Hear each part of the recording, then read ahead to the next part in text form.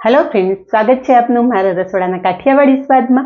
હું ભાવનાબેન રાઠોડ। આજે આપણે બનાવીશું ભોજનનો સ્વાદ બમણો કરી દે એવા કાચી કેરીના 4 પ્રકારના ઇન્સ્ટન્ટ અથાણા। ફ્રેન્ડ્સ, આ અથાણા એવા છે ને કે તમે એક વખત બનાવી અને 8 થી 10 દિવસ ફ્રીજમાં સ્ટોર કરી શકો છો અને બનાવવાનો સમય માત્ર 1 મિનિટ। તો એક જ મિનિટમાં તૈયાર થઈ જતા મસ્ત મજાના અથાણાની રેસીપી પૂરેપૂરી જોજો। વિડીયો પસંદ આવે તો વિડીયોને લાઇક, શેર અને સબસ્ક્રાઇબ કરી પાસે રહેલું બેલ પ્રેસ કરો જેથી આવનારા નવા વિડીયો સૌથી પહેલાં આપને મળે।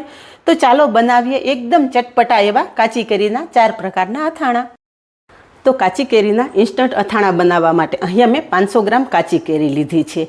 કેરી એટલે ફળોનો રાજા અને આપણા ગુજરાતીઓને તો ગમે ત્યાંથી કેરી મળે ને એટલે જાણે ભગવાન મળી ગયા એટલો આનંદ થાય। તો કાચી કેરી જ્યારથી બજારમાં આવવા માંડે ને ત્યારથી આપણા ઘરમાં અલગ અલગ પ્રકારના અથાણા બનતા હોય છે। તો પહેલાં આપણે કાચી કેરી અને ડુંગળીનું અથાણું બનાવશું। તો કેરી સમારી લેશું। કેરી હંમેશા તાજી અને કડક હોય ને એવી કેરીનો ઉપયોગ કરવાનો જેથી અથાણા બનાવીને તમે 1 વીક સુધી અથાણા સ્ટોર કરી શકો। ઇન્સ્ટન્ટ અથાણાને તમે અઠવાડિયું સ્ટોર કરો ને ત્યાં સુધી ખરાબ નથી થતા, પણ કેરી તાજી અને એકદમ સરસ કઠણ હોય ને એવી પસંદ કરવાની। હવે કેરીની ગોઠલી કાઢી લીધી છે અને આ રીતે લાંબી સ્લાઇસ કરી અને નાના ટુકડામાં સમારી લેશું।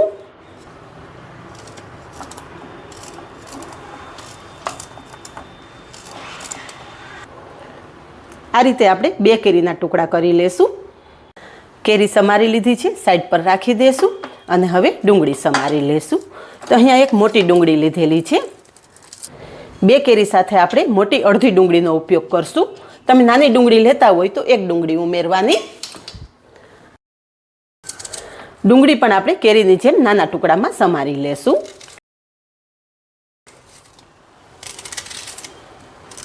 હવે મસાલા કરી લઈએ।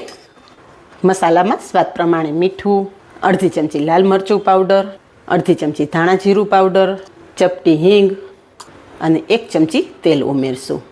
અથાણામાં હંમેશા સિંગ તેલનો જ ઉપયોગ કરવાનો। સિંગ તેલથી અથાણાનો સ્વાદ બહુ સરસ આવતો હોય છે। અને થોડી ફ્રેશ સમારેલી કોથમરી ઉમેરી દેશું અને બધું જ હાથેથી ચોળી અને મિક્સ કરી લેશું જેથી બધો જ મસાલો કેરી અને ડુંગળી સાથે સારી રીતે મિક્સ થઈ જાય। તો અહીંયા તમે જુઓ કે માત્ર 1 જ મિનિટમાં આપણું કેરી અને ડુંગળીનું અથાણું તૈયાર થઈ ગયું છે। એક પ્લેટમાં લઈ લેશું। તો અહીંયા આપણા કેરી ડુંગળીનું અથાણું તૈયાર થઈ ગયું છે, એ સાઈડ પર રાખી દેશું અને હવે બીજું અથાણું બનાવશું। ફરી પાછી આપણે 2 કેરી સમારી લેશું। તો કેરીનો પાછળનો ભાગ અલગ કરી અને 2 ભાગ કરી લેશું અને ગોઠલીનો ભાગ કાઢી લેશું। આ કેરી આપણે લાંબી સ્લાઇસમાં સમારશું। સ્લાઇસ બહુ જાડી નથી કરવાની, આ રીતે મીડિયમ સ્લાઇસમાં સમારવાનું। કેરી સમારી લીધી છે, હવે મસાલા કરી લઈએ।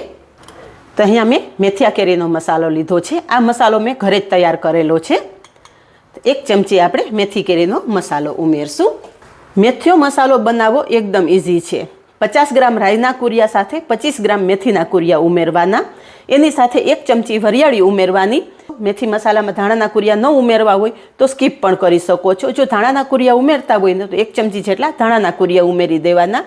લાલ મરચું, મીઠું અને હળદર ઉમેરી અને 2 ચમચી જેટલું તેલ મિક્સ કરી દેવાનું। બધું મિક્સ કરીને આ રીતે તમે મેથીયો મસાલો તૈયાર કરી શકો છો।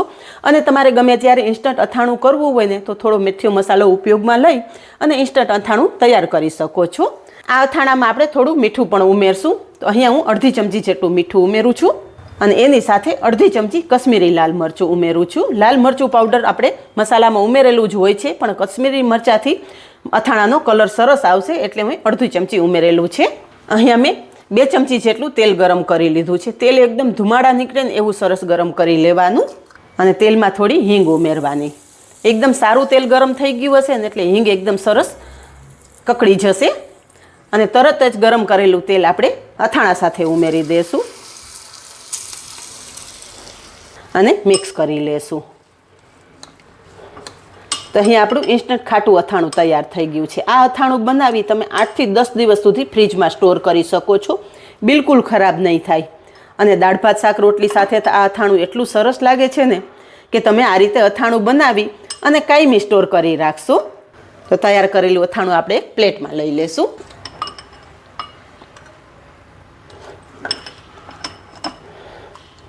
તો અહીંયા મેથી કેરીનું અથાણું તૈયાર થઈ ગયું છે, સાઈડ પર મૂકી દેશું અને ત્રીજા પ્રકારનું અથાણું બનાવશું. ત્રીજું અથાણું બનાવવા માટે કેરી સમારી લઈએ.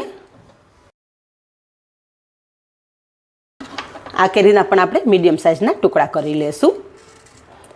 આ રીતે ઊભી સ્લાઇસમાં સમારી લેશો એટલે કેરી ઝડપથી સમારાઈ જશે. તો અહીંયા કેરી સમારી લીધી છે. હવે મસાલા કરી લઈએ. આ કેરી આપણે ગોળવાળી બનાવશું. મારા ઘરમાં બધાને આ ગોળવાળી કેરી ખૂબ જ પસંદ છે. એટલે કાચી કેરીની સિઝન શરૂ થાય ને એટલે મારા ઘરમાં આ કેરી દરરોજ બને છે. હવે એની સાથે મસાલામાં અડધી ચમચી લાલ મરચું, સ્વાદ પ્રમાણે મીઠું, અડધી ચમચી ધાણા જીરું અને 1 ચમચી ગોળ ઉમેરશું અને હાથેથી ચોળીને મિક્સ કરશું. હાથેથી ચોળશો ને એટલે મીઠું અને ગોળનું પાણી થશે અને આ કેરીમાં રસો થશે. આ રીતે ગોળવાળી કેરી છે ને એનો રસો શાકમાં નાખશો ને તોય બહુ મજા આવશે ખાવાની. આ અથાણું તેલ વગરનું તૈયાર થાય છે. અહીંયા હાથેથી ચોળીને મિક્સ કરતાં તમે જોઈ શકો છો કે મીઠું અને ગોળનું પાણી સારી રીતે થઈ ગયું છે. તો તૈયાર કરેલું અથાણું આપણે પ્લેટમાં લઈ લેશું. અહીંયા આપણું ત્રીજા પ્રકારનું અથાણું પણ તૈયાર થઈ ગયું છે અને તમે લુક જોઈ શકો છો ફ્રેન્ડ્સ. જોઈને જ ખાવાની ઈચ્છા થઈ જાય ને એવું મસ્ત આ અથાણું તૈયાર થાય છે. હવે ચોથું અથાણું બનાવી લઈએ. ચોથા પ્રકારનું અથાણું આપણે કેરીનું છીણ કરીને બનાવવાનું છે. કેરીનો ઉપરનો ભાગ અલગ કરી લેશું અને 2 ભાગ કરી લેશું. અહીંયા બધી કેરી તમે જોઈ શકો છો કે એકદમ તાજી અને કૂણી છે. અંદર ગોઠલીનો ભાગ પણ એકદમ સોફ્ટ છે. તો કેરીની છાલ ઉતાર્યા વગર જ આપણે છીણ તૈયાર કરી લેશું.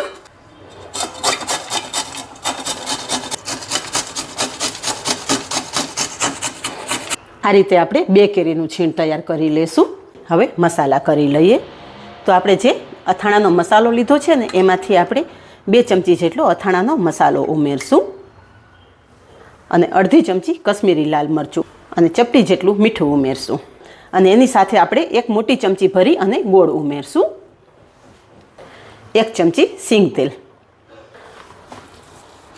આ અથાણું એકદમ સરસ ગોળ કેરી જેવું તૈયાર થશે. થોડું તેલ ઉમેરશો ને એટલે આ અથાણું તમારે 8 થી 10 દિવસ સુધી ફ્રીજમાં સારું રહેશે. બિલકુલ ખરાબ નહીં થાય. હાથેથી ચોળીને મસાલો મિક્સ કરી દેવાનો જેથી બધો જ મસાલો છીણ સાથે સારી રીતે મિક્સ થઈ જાય.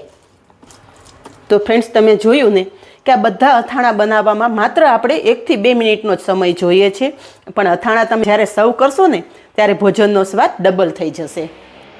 હવે જે આપણે અથાણું તૈયાર કરેલું છે ને એ પણ એક પ્લેટમાં લઈ લેશું. તો આપણું ચોથું અથાણું પણ તૈયાર થઈ ગયું છે. હવે 4 અથાણા સર્વ કરી લઈએ. તો તૈયાર છે આપણા 4 પ્રકારના ઇન્સ્ટન્ટ અથાણા. તો આ જ રીતે બનાવો અને કમેન્ટમાં જણાવો કે કાચી કેરીના ઇન્સ્ટન્ટ અથાણાની રેસીપી કેવી લાગી. આજે બસ આટલું જ. મળીએ નેક્સ્ટ વિડીયોમાં. ત્યાં સુધી બાય. Thank you.